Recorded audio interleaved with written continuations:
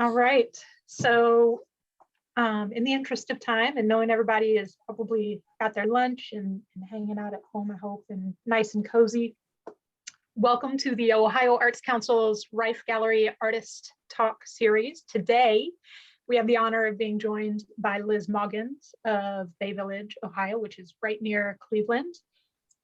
This exhibition is Build It, Artists Creating Community in Ohio. And Liz is absolutely an artist who does particularly that, and you're going to see that in this talk.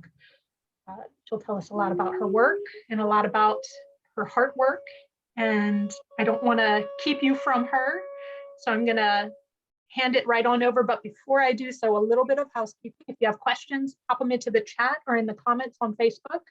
If you would like closed caption on Zoom, please go ahead and click that CC at the bottom of your screen. And Facebook users, we will have a captioned option here in a week or so for you to view. Thanks for joining us. To you, Liz. Thank you.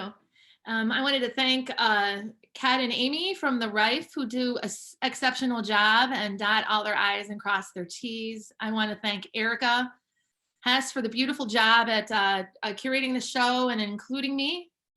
And finally, the Ohio Arts Council for their just incredible support of me and of many of the different things that I'll be sort of outlining today in the talk. I am an ummer, and so I have written this down, and I've also had some news, and so I might be a little bit emotional today. So I'm just warning you.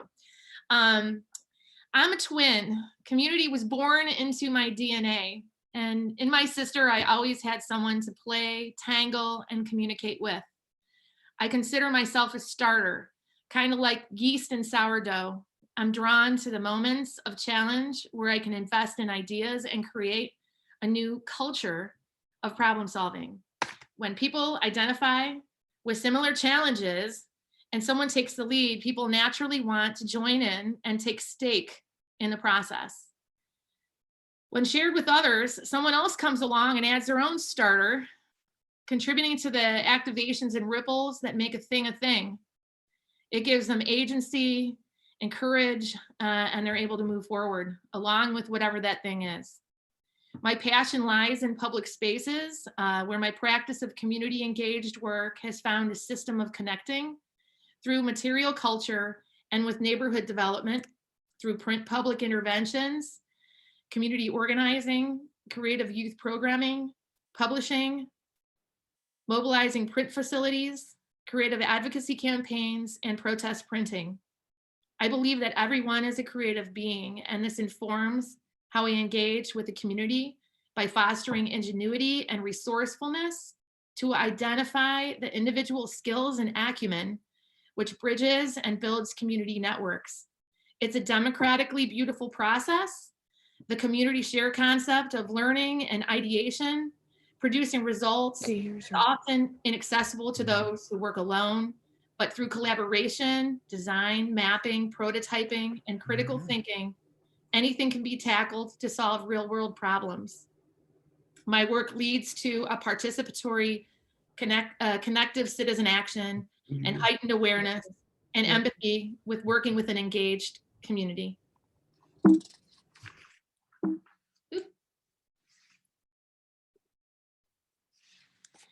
Kent State University was the reason for much of the success I've had in the arts.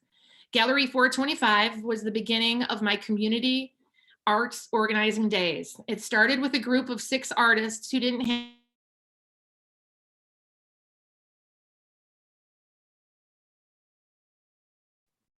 Unmute, Liz.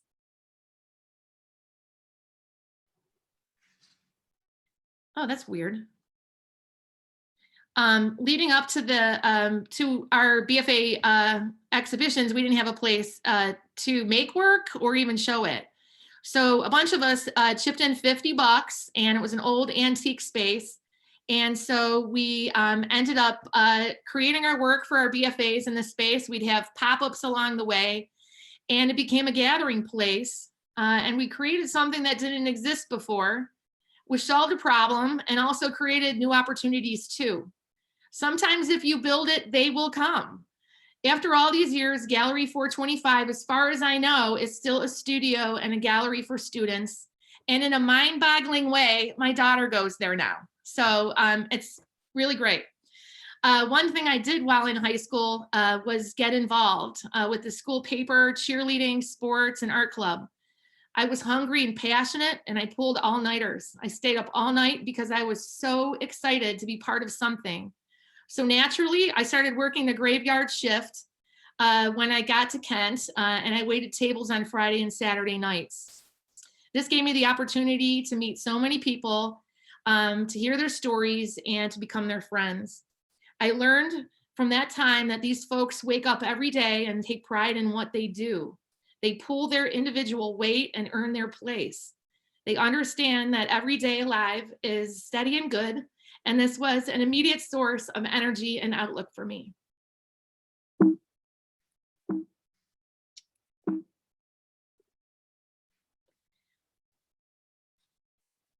Soon after returning back to Cleveland from graduate school, I got a job working at CIA, which is where I met Joe Sroka, and that's Cleveland Institute of Art. He was just graduating and happened to be a twin too. We began talking about opening our own print shop, inspired after a visit to Bob Blackburn's printmaking studio in New York City. Zygote Press was born. Zygote is a biological term involved in the splitting of cells that is involved in the creation of making babies. So we thought the name was appropriate for a place where people could get together and create multiples. Zygote is a community-supported printmaking shop with facilities for screen printing, intaglio, relief, letterpress, alternative processes, and it's all in a non-toxic printmaking shop. Zygote has unique programs, local, national, and international residencies for artists, internships, art and school programs, and partnerships with community hands-on civic projects and a 25-year archive of this region's print contributions. It was a center for exchange. Zygote has been advocates and consultants for other collective art spaces and creative startups that have become the ultimate incubators of this democratic engagement of creation. Working in a collective print shop or a ceramic studio, in a theater or dance, what have you, I learned an indelible lesson, the value of living and working in a collaborative creative space. It is why we started Zygote and other spaces and environments that we want to be in and belong to. Think of Andy Warhol's Factory, John Cage's Early Happenings, Black Mountain College, the Cedar Bar, Burning Man, Meow Wolf. I impress upon you the importance of finding a community of artists, inspiring one another, cross-pollinating, and fueling the ideas and the energy by living and working together under one roof. Just think of all the other groups out there that we connect for support, shared resources, and belonging. AA, Al-Anon, grief support groups, divorce groups, sports clubs, book clubs, cycling, 5K runs. We find them, and in my case, it is through the joy of community service that I like to surround myself with others. Zygote's community-facing programs are accessible through an active gallery adjacent to the studio, residency programs, bringing in artists from all over the world, an editioning house called the Ink House, a publishing house for artists to create income from distribution of their art, and on and off sites, and other educational programs. I want to give a special shout out to not only to Joe Sroka, but also to Bellamy Prince and Kelly Novak, who, and all of the people that have helped us at Zygote really create what an amazing place this is. Zygote's on-ramps in and outside our walls were developed to open access and break down barriers so anyone could connect to us in a variety of ways. One of the ways that we did that was Zygote saw how few young people had access to print presses in their schools. And so we created a whole fleet of mobile print facilities called Press on Wheels, or POW. Taking it to the street beyond our walls, Zygote could directly connect with people in fun and lively ways. The POW program designed retrofitted bicycles, rideable pressure ponies, all-in-one screen printing units to dismantle the power of contemporary printmaking directly to the people. Students and other groups could experience the tools of the trade, create their ideas, get inky and get turned on to the magic of printmaking so they can make their own takeaway. Creating active participatory intersections where people don't even know they are making art demystifies the notion of the fear that many newcomers have that they don't have a natural talent. It's a powerful reminder where when they make that print and they take it home, it reminds them of the experience of making. In 2010, after the recession hit, the entire Northeast Ohio arts community knew we were in trouble. We were most hit hard with the foreclosure crisis paralyzing our communities around us. The arts and cultural sector recognized that we had to work together to support each other for survival. As executive director at the time of Zygote, I pulled together several other arts organizations to talk, and we called it the SALT Talks. I really like acronyms, and people who know me know I love coming up with names. So it was called the Sustainable Arts Leaders Talk. We talked about what we could do to share resources and support each other. We decided to connect on a shared marketing initiative, a journal that is called the Collective Arts Network, or CAN. The original CAN, which is the one to the right with the red cover, was a compilation of interviews between 12 arts organizations, where each organization was asked to visit, interview, and write an essay about another organization in Northeast Ohio. This was around summer of 2011. CAN's first edition was printed on newsprint, was 40 pages long. It was all in black and white except for the cover, and had a run of about 10,000. The journal was originally designated to be a one-off project and cover a full year of events. We had a map in there, and there was also just the different events at all the different organizations. Now, 10 years later, I cannot even believe it. CAN has over 100 visual arts organization members and is printed quarterly. The journal and website content details initiatives that each arts organization is implementing as a way to both share this information between the organization, as well as aid each organization in outreaching to another's audience and vice versa. CAN's journal is now over 100 pages, printed in color on super sexy paper, and has a distribution of 10,000. It's available at all participating organization locations and 200 plus outlets, and it's free.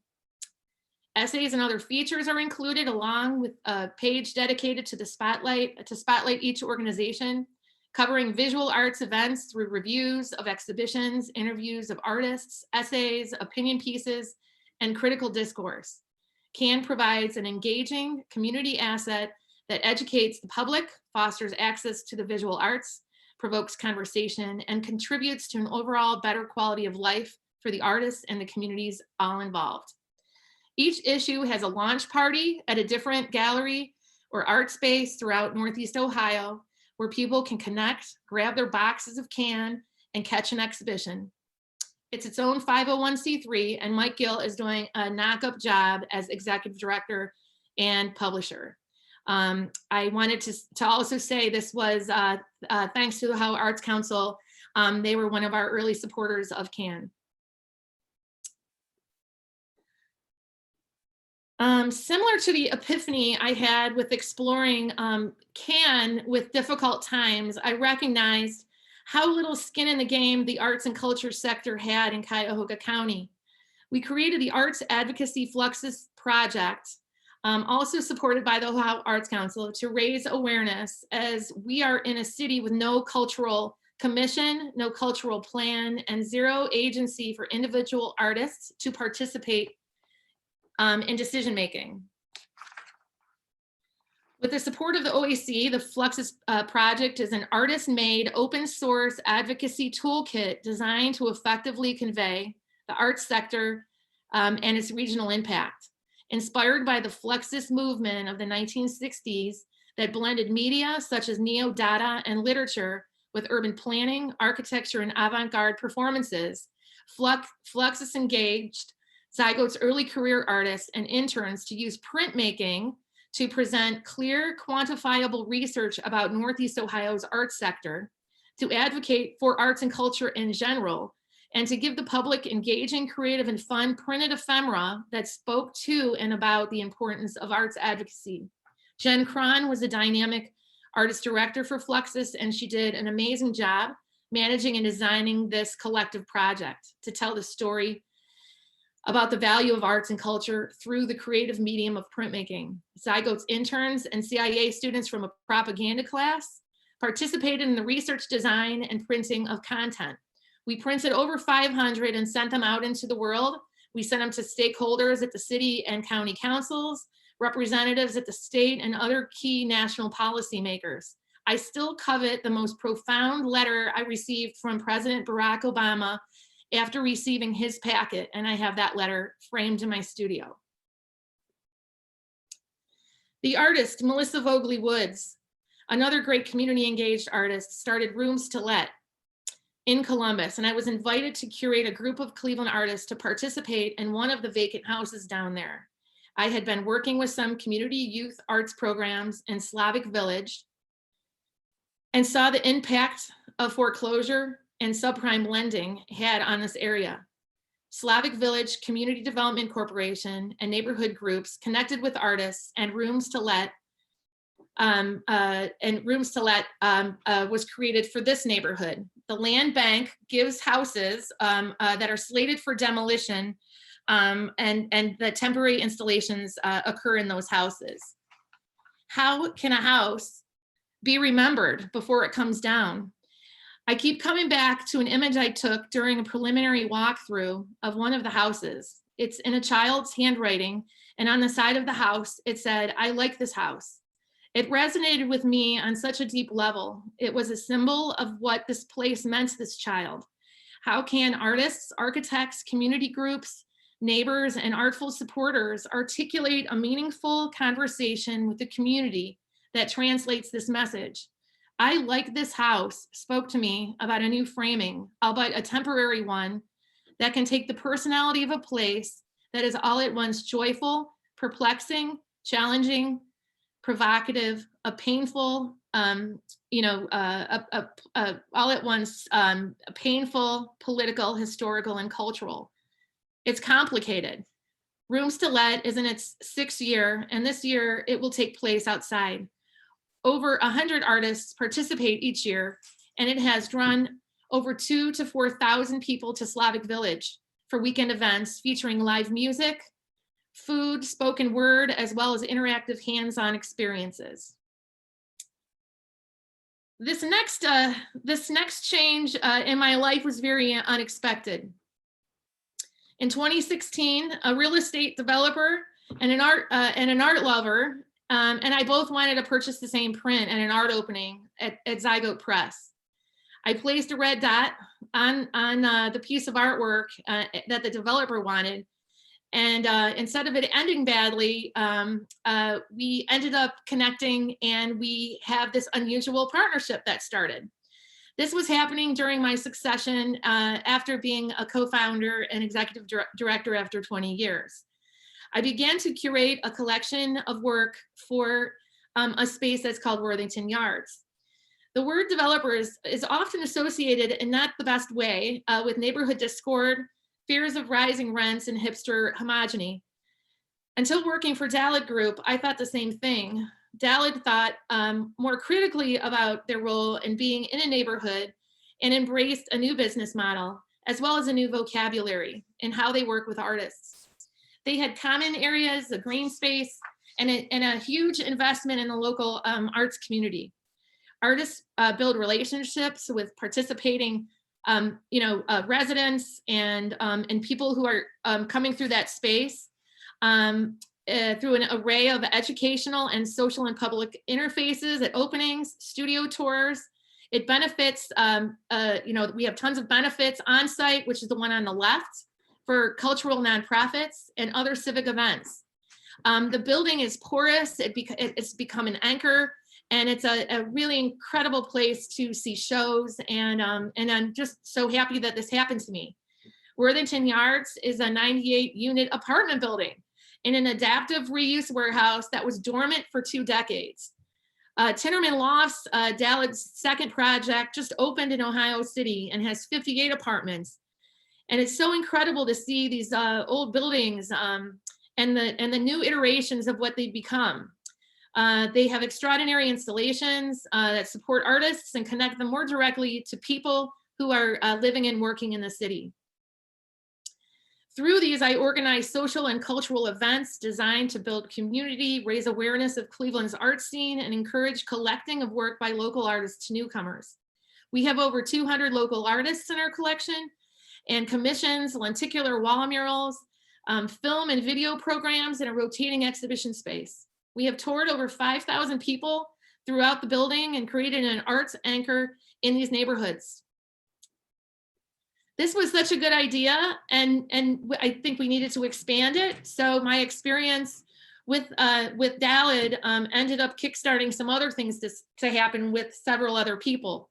Art Every Space, I thought was a great name with great vision, and it provides regional art and community programming for Northeast Ohio development, government, civic projects. Our services include consulting on art, coupled with community programming and project management. We hope to create tours of these spaces throughout the city, connecting them together like a charm bracelet, celebrating the histories of the buildings, architecture, the introduction of artists to newcomers, and attracting more people to come to this region. We currently are working with the Cleveland City Council and developing the Cleveland Collection with a rotating gallery outside of the city chambers, and another project at the old Goodyear building, a multi-use space with commercial, hospitality, and residential spaces, really supporting hyper-local Akron artists. Kat, how am I doing? You're doing really great. We're at 12:22. So while I have you, anyone that has questions so far, feel free to pop those into the chat or comments, and we'll make sure to get to them at the end when we open up for Q&A. Back to you, Liz. In many ways, I prefer singing in a choir rather than doing a solo. So much of this seeps into the way I approach my own work too, and the other opportunities that come my way. I really love connecting with others, just like working at that graveyard shift and getting to know them. And so I want to show you the next 4 projects that are examples of this spirit. Slavical Chairs is a project I started for the Rooms to Let event. I invited artists to create art on chairs, most of the ones that they garbage picked or just had lying around, that we could raise some support for artists, and also a specific nonprofit doing great work in Slavic Village. Slavic Village participants from who they had to live or work in Slavic Village competed in a musical chairs spinoff for a chance to win a huge Slavic Village basket with area business gift certificates and the first choice of the chair that they wanted to take home. Slavic Village is a lot like neighborhoods, particularly now, where changes in the economy, industries moving out, different redistricting that's sort of unfairly impacted that area. It's an amazing cultural place. It got crushed pretty hard from the recession and has a lot of challenges ahead. But it also has the 4 R's, resiliency, renewal, risk takers, and renegades. I think of the skilled laborers who built St. Stanislav's Cathedral, and the bold and the brawn who worked in the wool and steeling mills.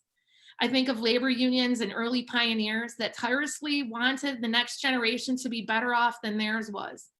I have won big money at night at the races, attended countless events at the Bohemian Hall, ate great pulled pork at Saucisson, partied at the Finn, eaten more custard at Daisy's than you want to know, and have learned to love the people, the places, and the things that make Slavic Village incredibly unique and powerful.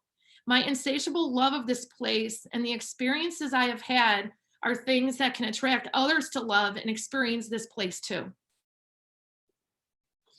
Screenplays is another project where I created textual collages and made silkscreen monotypes from them. The text was inspired from stories, phrases, song lyrics, and moments related to my own middle life journey as a mother of 3, a wife, and a caregiver.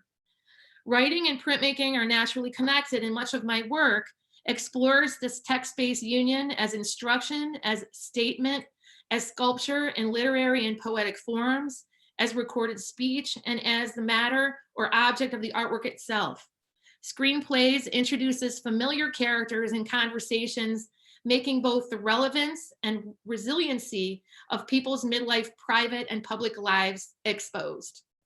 In screenplays, I enlisted 20 of my favorite regional writers, also midlifers, to draft their own screenplay using these as prompts. At the exhibition, we had several of the readings that were on one page exhibited next to these pieces. Lakewood Light-in-Sight is a commission I did with collaborator Dana Depew in this 70-foot window of the old Lakewood Hospital. Dana and I created this mixed media assemblage installation as the city of Lakewood was experiencing a lot of division about the hospital closing. Dana and I are both drawn to projects that have these moments of challenge. And in this case, it was a historic city hospital being shuttered as it wasn't financially viable for over a decade. It was a very contentious issue and the community was divided. The new family health center slated to open would not be offering full hospital services, and their mission was to unite the community through art, health and wellness, and dialogue. We have the ability as artists to be disruptors, investigating new paradigms through community dialogue to create a culture of problem solving that tackles issues together. The piece was comprised of a series made from found objects created by Dana and I and 6 other Lakewood artists that were tasked to create solstice steppers. The Solstice Steps is a public gathering space along Lake Erie where people can sit and watch the sunset. An industrial letter sign was changed with responses from the community that I changed several times each. I changed it several times each week with saying submitted about what Lakewood is and what Lakewood means to them. During this year-long project, other scheduled community-engaged activities and events were planned. When we took this down after a year, we started to put these little solstice steppers out in the community with different gift certificates from area businesses inside, and we photographed them and put them back up on Facebook. And if people found them, they could take them home and have them, but they just had to photograph where their new homes were.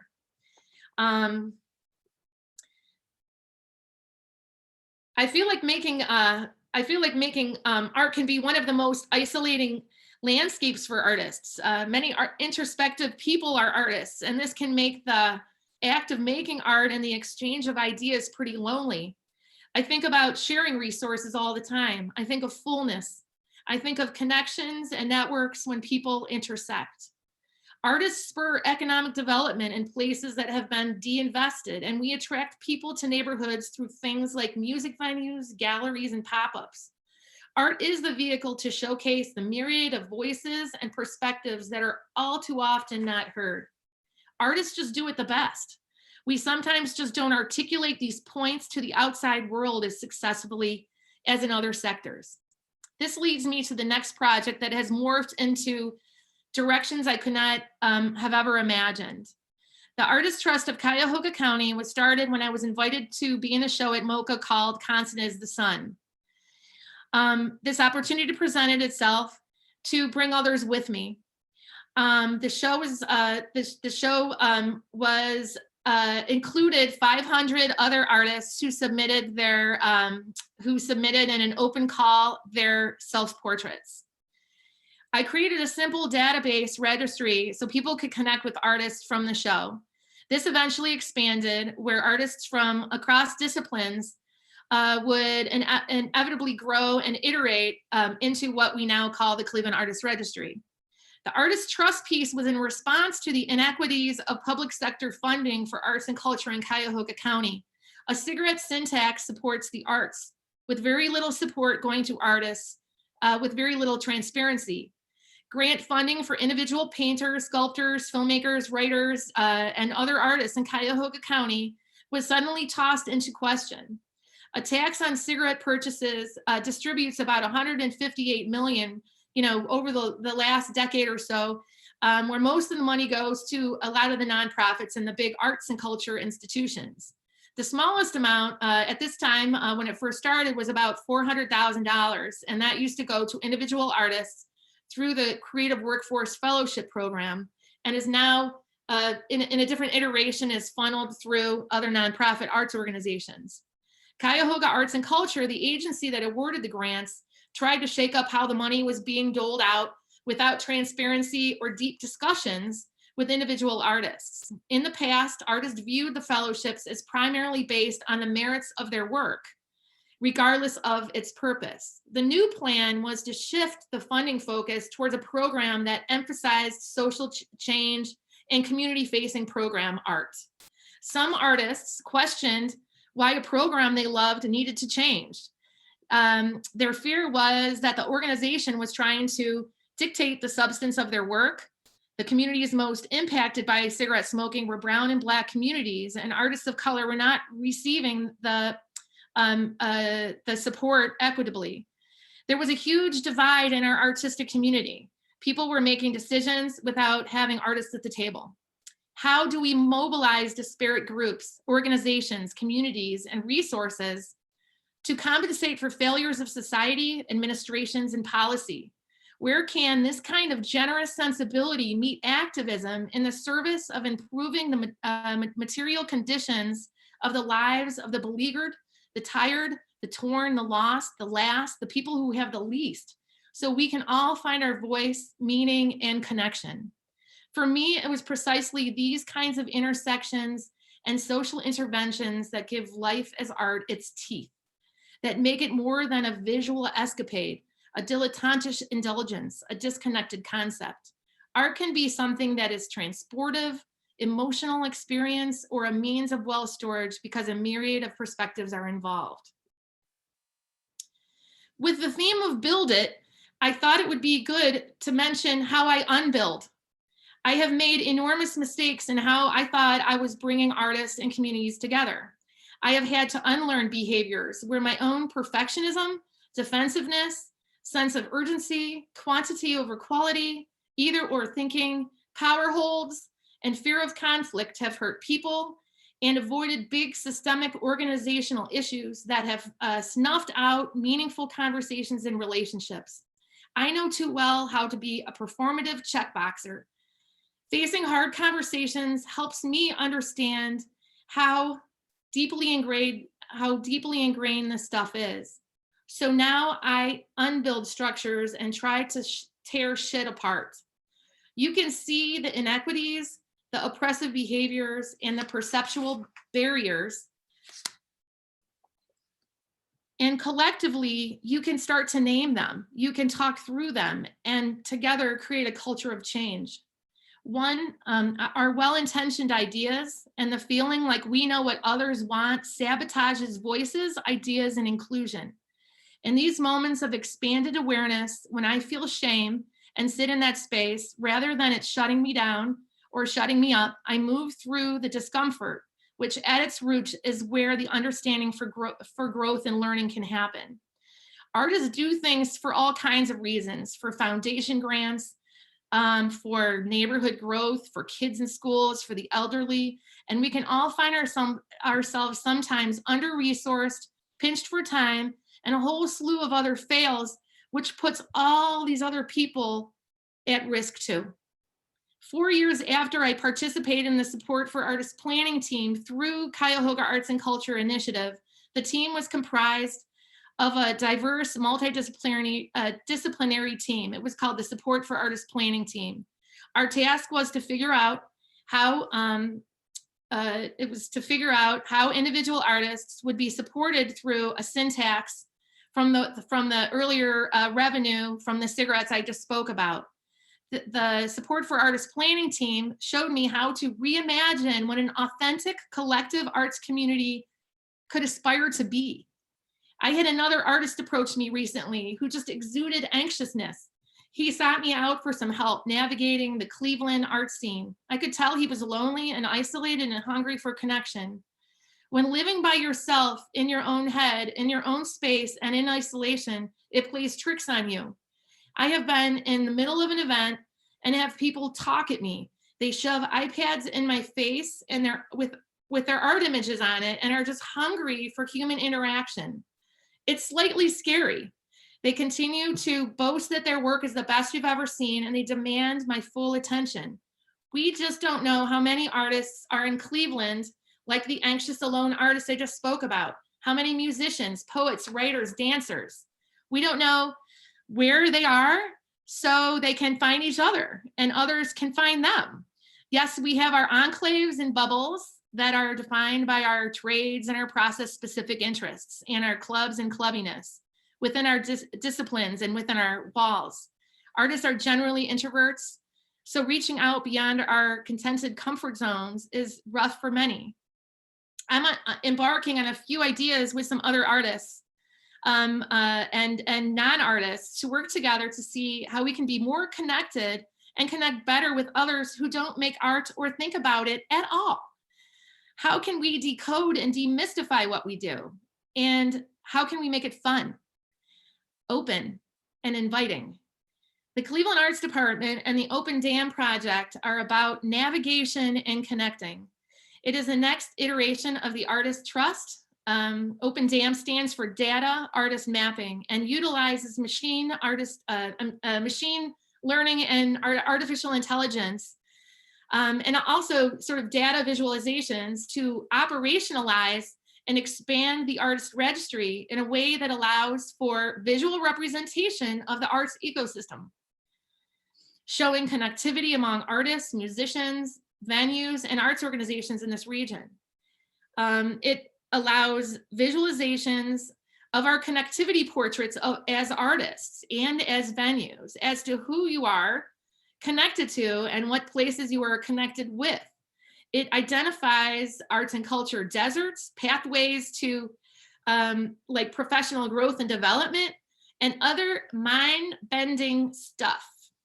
Open Dam is a project I'm working on with two others, where we can develop a real-time visual representation of the arts ecosystem by showing connections among artists, which would include individual and groups like bands and collaboratives, and presenters of the arts like art galleries, theaters, music venues, bookstores, libraries, and DIY spaces, both for-profit and nonprofit. We scrubbed the data from the Cleveland Artist Registry, formerly the Artist Trust, and created data with these searchabilities. So it's really, really an exciting moment right now for us. And we just wrote a creative capital grant, so cross your fingers for us. The artist connectivity portrait will contain event information, both historical and forward-looking, because it's active, that will enhance biographical information on artists and presenters and a calendar of future events linked to artists and presenters, all searchable by filter. Artists will be able to create strategy maps and see their portraits grow and even predict what their next moves and future connections with people and places will look like. This idea led me to convening with three others with the Artist Bridge Coalition, which began in January of 2020, right before the pandemic. The Artist Bridge Coalition is a newly formed group of independent artists from across creative disciplines.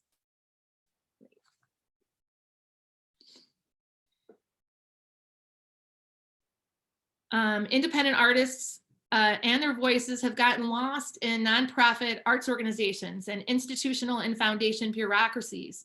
They have not represented artists' needs and potential. Without artists at the center, we would not have museums, symphonies, performing art spaces, and publishing houses. ABC endeavors to empower the artist community, support existing arts leaders, and to mentor new arts leaders to create a continuum of artist leadership supporting the various artist communities and the creative economy. More information about these ideas are still developing and forming. All of this is an absolute extension of my creative process. The Artist Bridge Coalition, the Artist Registry, the Artist Trust, Open Dam, the Fluxus Project, the Collective Arts Network, Zygote Press, all somehow feed my soul, being connected to this earth, being bound inextricably with a beloved community of creators. Finally, I come to the piece that's in the show. 32 years ago, I did a drawing on this piece of paper that was inspired by Jasper Johns, and it was called The Seasons. Johns explored artifacts and seasonal symbols to represent the epochs of life and the cycles of growth and aging. John's shadows were represented in this work. John's work was inspired by two of Picasso's works, the shadow that he did in 1953 and Minotaur moving his house that he did in 1936. Also about middle life and the musings on mortality and life in general. I had a studio with 3 large windows when I did this drawing 32 years ago at Kent State University. Like John's, I recorded my shadow in the changing light coming through the windows. I rolled this drawing up and I stored it for 3 decades in my rafters. I was idealistic back then, a young, excitable artist and girl who stayed up all night and had big ideas of what life was going to hold for me. In 2018, I was pummeled with 9 people passing away from my life. I was arrested for a DUI, and I unrolled this drawing in the midst of the avalanche of loss and grief, not being able to drive. And so I reunited with this piece. It is all in here. The covering up of an ideal past to a very raw, exposed, beautifully messy bounty, as well as the hoard of my life. And so it led me to a postcard, actually, that was in my studio, and that postcard was Guernica. Picasso's Guernica is my favorite painting. Guernica depicts the suffering of people and animals wrenched by violence and chaos during the Spanish Civil War. In the city of Guernica. Guernica is 25 feet long and is an epic piece, and Picasso worked on it over the course of 36 days, finishing it in June of 1937, I think 85 years ago. How do we get out from under the unrelenting duress of making decisions to merely prolong survival and instead open to the rewards of being able to contemplate ideas beyond themselves? How do communities, and yes, non-art going communities, help us do this? I did community service after the DUI at a place called Seas of Literacy, a place that teaches English as a second language and helps folks get their GED so they can further their educations to move forward. Prior to that, my mom passing, she was at a nursing home, and I connected to the beautiful community of people there. I have sat on jury duties twice in intense, very long trials where people's lives were at stake, and with other people that I grew very close to during that time. The other day, I went and played a game of Scrabble with a longtime friend of our family who is 86. Widowed now, and he is in a senior living space. He was allowed to have a guest for the first time since COVID. We had an excellent time playing Scrabble, drinking root beer, and eating sourdough pretzels. These are but a few examples of where communities welcomed me. They welcomed me in, and they helped me as a person. These very occasions fed me and provided me with all the great community build lessons I need to know to move forward, reciprocating humanity, equality, and compassion. Thank you so much for listening. Please, anyone who would like to connect to me, I have some more information. I have some more information on how you can connect to me on this last page. Here's also at the very end are a few other pieces that were in the exhibition that Guernica was in, and that was called The Beautiful Mess. So thank you so much, and I'm gonna give it back to you, Kat.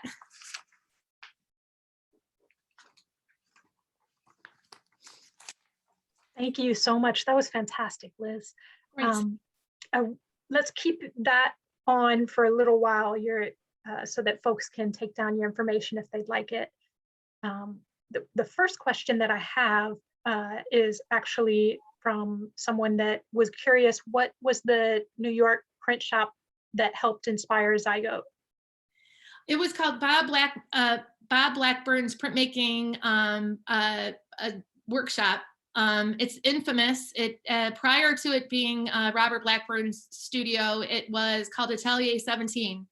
So it was one of the very first collaborative printmaking studios in the United States. And funny enough, Picasso worked there.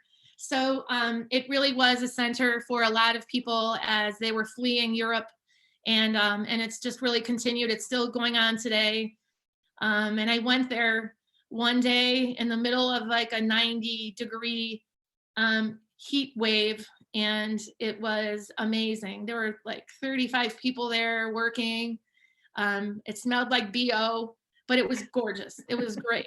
So it really was inspiring to see that and come back and meet with Joe and Bellamy and Kelly Novak and sort of start Zygote.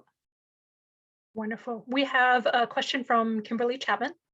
Liz, you are unstoppable. I'm in awe over your capacity to be involved in so much that impacts so many.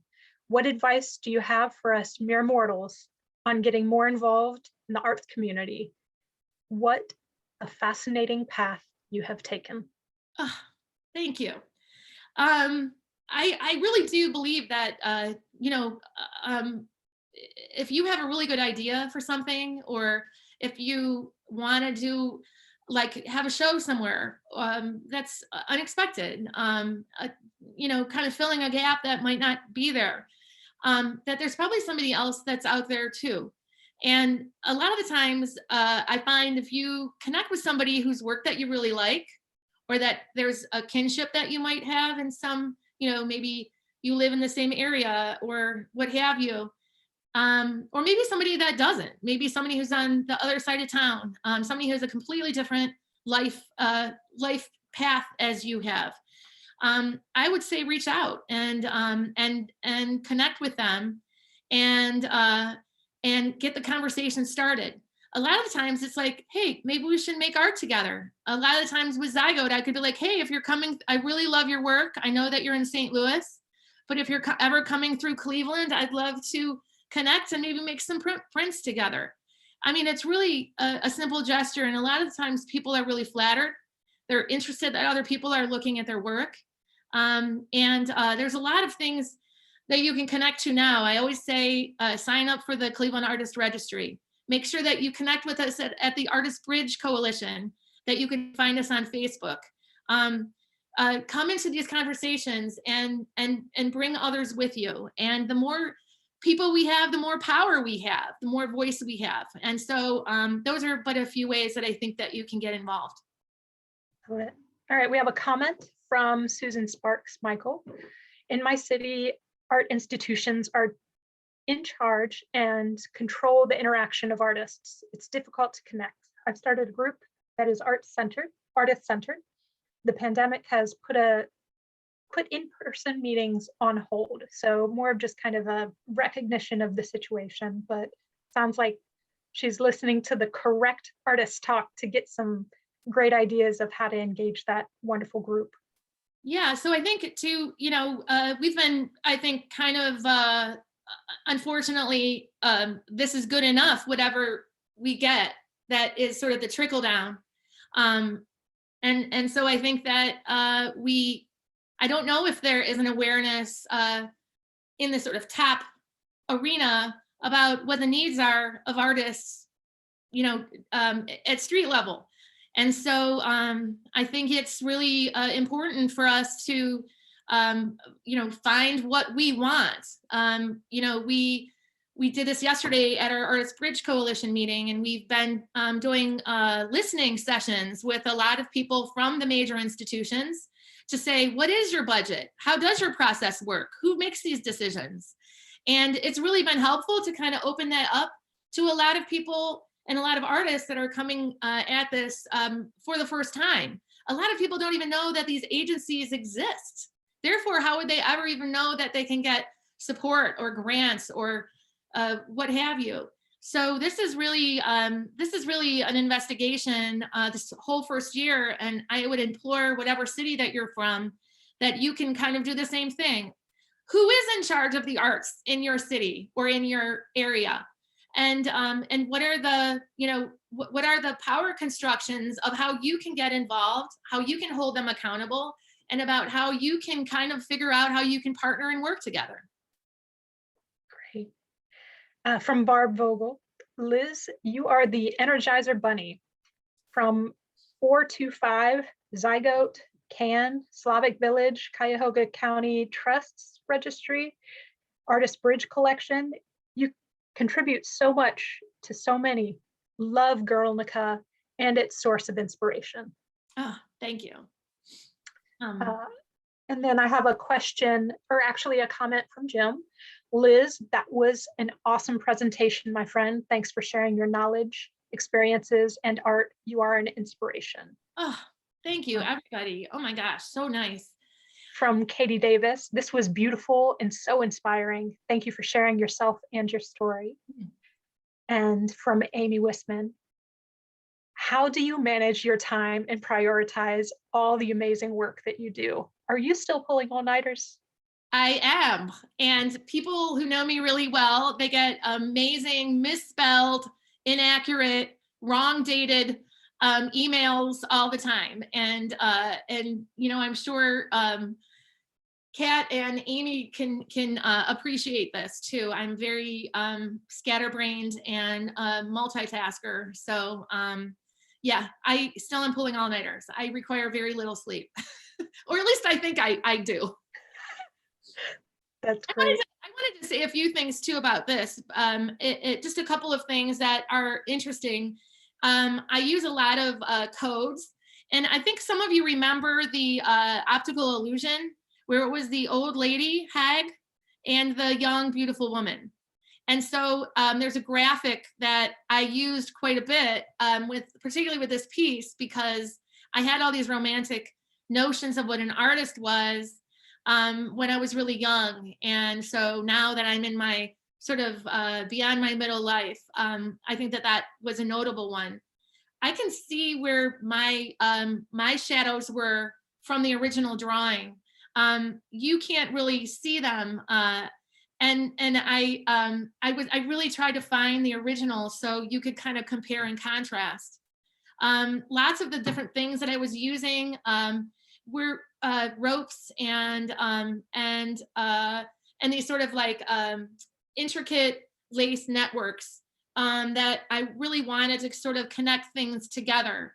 There was a lot of praying hands, and you know, I was with a lot of people in their last moments, holding their hands, and that is like such an incredible source of. I'm just so thankful that I was with people during their last moments, and so this sort of crazy quilt became this wonderful sort of sketchbook as I was limited in driving and really hunkering down and thinking about all of these people. So you can't see a lot of the minutia, but there's a lot of bills and things that my mom had written out, and different things from looking through people's records and their own personal things that I just didn't have the heart to throw away. And so it is like my kitchen. I mean, it's like the junk drawer in my kitchen, and it's where I wanted to save them. And it's the place where you save that kind of thing because you think you might use it again. And so Guernica is, I'm so thrilled, and it looks so great in the show. And there's some great 360 photographs that have been taken, and there's a great studio tour that Kat and Erica did. So some of those things you guys might want to go and check out, so you can see the work. We have a couple more questions from Kathleen Brown. Does the Cleveland Artist Registry only cover Cuyahoga County? No, it's regional, and you need to sign up. It's a free resource. Right now, it got expanded and went to Gordon Square Arts District because Carrie Carpenter, who was on the lead there, wanted to expand the arts offerings that were in a big performing arts district. And so she ended up supporting that and breaking that out and getting more, the website got more development and more searchable engines. And so now that they have sunset the Gordon Square Arts District, it's now over at Arts Cleveland, but it's free.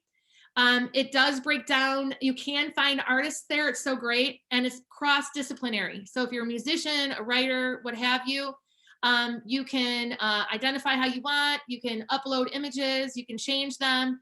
And so people who don't have a website or don't know how to do a lot of the technology, you can do all of this stuff for nothing. That's great. We have a question from Paula. Liz, it's great to hear more about your artistic and community action past and future. Can you say more about the effort to get artists in decision-making with respect to arts money? Well, I think I have a little bit of a fantasy about how artists could start to actually sit on, in this case, it would be county supported arts organizations that are receiving funding. So individual artists could actually sit on a board of every one that's getting funded.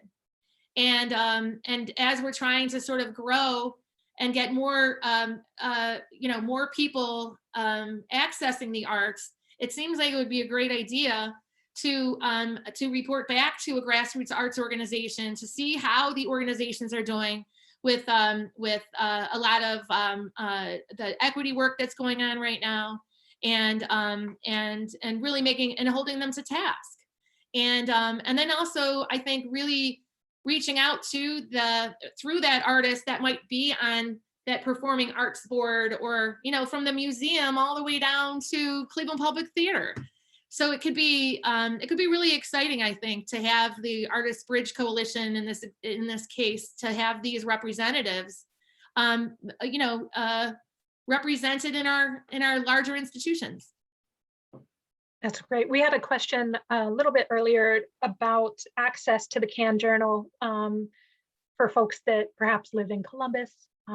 There is a link on the Can Journal website. If folks are interested, you can go to canjournal.org/support and find ways that you can find the Can Journal. So I just wanted to put that out there for folks that are curious. It's a great publication. Liz, you were talking a little bit earlier about the iterative process. So the iterative process of your work, which is really, really apparent in Guernica, but also you talk about it as nothing being off limits from that, as far as the introspection that you needed to develop your community building, mm-hmm. or unbuilding or unlearning. Yes. I would love for you to talk about where you think you are in that journey, and why it was important to get to that place. I think I'm just beginning to learn. I think we get into business as usual. We get into our comfort zones. This is how we've always done things. And by that time, you've entrenched and prohibited in your own way new voices, new ways of doing things, new ideas, giving other people agency within not only your own arts organization, but in how you think things should go. And I don't think I know any more than anybody else, to be honest. I really don't. I feel that I've been able to do much of this stuff because there wasn't something there that I felt I wanted to, I didn't have a place to go and make my prints. We were relying on one arts critic writer here in Cleveland, and we didn't really have any other way to show the sort of breadth and greatness of the arts community here. And so getting together and having us write about each other's stuff not only brought us together, and now I have all of these people on my speed dial, but also getting around into different neighborhoods and discovering, what's next door, and let's go down the street and catch a show. And it really creates this sort of network that I think is quite beautiful. And so I'm learning every day. And I think that when you get a shrapnel wound and you feel, that I feel like fragile white girl, that those are the moments that people have really helped me through, and I've allowed and I have not, and I've really wanted to engage and embrace those moments, and not dismiss them, and to really find time to get into these deeper conversations that we need so badly now. Yeah, absolutely. We have a comment from Chiquita Mullins-Lee. Your equity work comes through as you speak of perfectionism, quantity versus quality, urgency, etc., and how people have been harmed by that attitude. I appreciate those references and your leadership. We also have another comment from Stephen Calhoun. Obviously, Cleveland's art world would be lesser and different without your passion. Also, you make an impact on what artists choose to produce. Thanks forever. All right, well, we are just at time. Liz, this was really phenomenal. Your piece is fantastic. I love that the building of community just permeates every fiber of your being and output. What a great presentation. Thank you everyone who tuned in to have a listen. Thank you to the governor's office and our legislature who supports and promotes the arts in Ohio and allows a space like the Ohio Arts Council's Rife Gallery to exist so that we can amplify voices like Liz Maugans. Thank you all. Have a great rest of your day and tune into our other virtual programming. Take care.